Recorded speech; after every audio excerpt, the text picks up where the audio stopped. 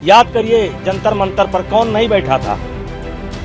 प्रियंका जी चली आई। आम आदमी पार्टी तो पूरा खाने पाने की व्यवस्था कर रही थी। लेफ्ट राइट जो आप देखते हैं ना, यहाँ कोई बचा था? मेरी फांसी की मांग हो रही थी, जिंदा जला देने की मांग हो रही थी। अब वो लोग अपने गिरबान में देखें। करीब 3.5 साल लंबी कानूनी जंग और आखिर में मिली एक ऐसी जीत जिसने बृजभूषण शरण सिंह के चेहरे पर चंद मिनटों में मुस्कान बिखेर दी। जी हां, भारतीय कुश्ती महासंघ के पूर्व अध्यक्ष के लिए सोमवार 2 अगस्त का दिन बड़ी राहत लेकर आया। महिला पहलवानों की ओर से लगाए गए यौन उत्पीड़न के गंभीर आरोपों से घिरे बृजभूषण शरण सिंह को दिल्ली की राउज एवेन्यू कोर्ट से क्लीन चिट मिल गई। सोमवार 2 अगस्त 2026 को अदालत ने इस बहुचर्चित मामले में अपना ऐतिहासिक और चौंकाने वाला फैसला सुनाया। कोर्ट ने बृजभूषण शरण सिंह के साथ साथ WFI के पूर्व सहायक सचिव विनोद तोमर को सभी आरोपों से पूरी तरह बरी कर दिया है।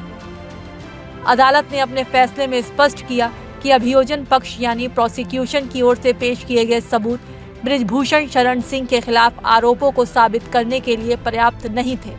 कोर्ट ने पाया कि उनके दिए गए बयानों में कई विरोधाभास मौजूद थे। अदालत से बाइज्जत बरी होने के तुरंत बाद ही उन्हें बधाई देने वालों का तांता लग गया। जब बृजभूषण अपनी कार में थे तभी लोग उनसे हाथ मिलाकर बधाई देते दिखे। इस दौरान जब मीडिया ने उनसे बात की तो उन्होंने लोकप्रिय चौपाई सुनाकर अपना जवाब दिया।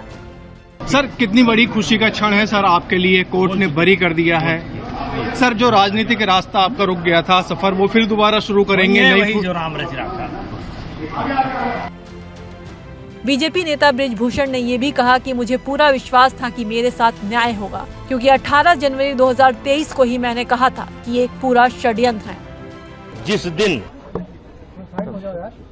यानी 18 जनवरी 2023 को आप लोग यहाँ पर मौजूद थे और तब मैंने कहा था कि ये एक साजिश है, षड्यंत्र है, और अगर मेरे ऊपर कोई आरोप सही पाया जाएगा तो मैं स्वतः फांसी पर लटक जाऊंगा।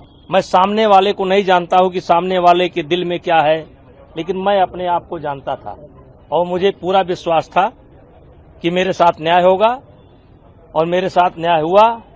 और कभी मैंने अपने आप को अपराधी महसूस ही नहीं किया।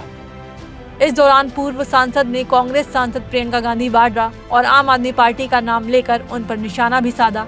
अपने दबंग लहजे में बोले, जो लोग जंतर मंतर पर मेरी फांसी की सजा की मांग कर रहे थे अब वो अपने गिरेबान में देखें। याद करिए जंतर मंतर पर कौन नहीं बैठा था। प्रियंका जी चली आई। आम आदमी पार्टी तो पूरा खाने पाने की व्यवस्था कर रही थी। लेफ्ट राइट जो आप देखते हैं ना, यहाँ कोई बचा था? मेरी फांसी की मांग हो रही थी, जिंदा जला देने की मांग हो रही थी। अब वो लोग अपने गिरबान में देखें, समय आने पर जवाब दिया जाए। आइए समझते हैं इस पूरे मामले की शुरुआत कैसे हुई थी। 6 महिला पहलवानों ने भारतीय कुश्ती महासंघ के पूर्व अध्यक्ष बृजभूषण शरण सिंह पर यौन उत्पीड़न, पीछा करने और आपराधिक धमकी देने जैसे गंभीर इल्जाम लगाए थे।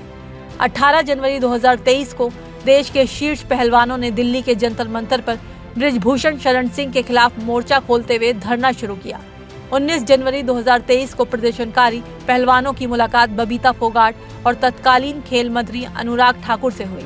इसके बाद 20 जनवरी को विनेश फोगाट ने प्रधानमंत्री कार्यालय, अमित शाह और अनुराग ठाकुर को पोस्ट कर आधिकारिक शिकायत दर्ज कराई। इस मामले ने पूरे देश का ध्यान अपनी ओर खींचा और महीनों तक जंतर मंतर पर पहलवानों का विरोध प्रदर्शन जारी रहा। इस पूरे विवाद का असर बृजभूषण शरण सिंह के राजनीतिक करियर पर भी पड़ा। उत्तर प्रदेश के कैसरगंज से 6 बार सांसद रहे बृजभूषण को 2024 के लोकसभा चुनाव में बीजेपी से टिकट नहीं मिला। हालांकि कैसरगंज में उनके राजनीतिक प्रभाव को देखते हुए पार्टी ने उनके बेटे करण भूषण सिंह को मैदान में उतारा, जिन्होंने शानदार जीत दर्ज की। और अब जब राउज एवेन्यू कोर्ट से बृजभूषण शरण सिंह पूरी तरह बरी हो चुके हैं तो देश की राजनीति और खेल जगत में कई बड़े सवाल तैर रहे हैं। क्या कोर्ट के इस फैसले के बाद बृजभूषण शरण सिंह एक बार फिर से चुनावी रण में उतरेंगे और क्या वो भारतीय कुश्ती महासंघ में अपनी पुरानी भूमिका या कमान दोबारा संभालेंगे? फिलहाल अदालत के इस चौंकाने वाले फैसले पर आपकी क्या राय है, हमें कमेंट में जरूर बताएं। है।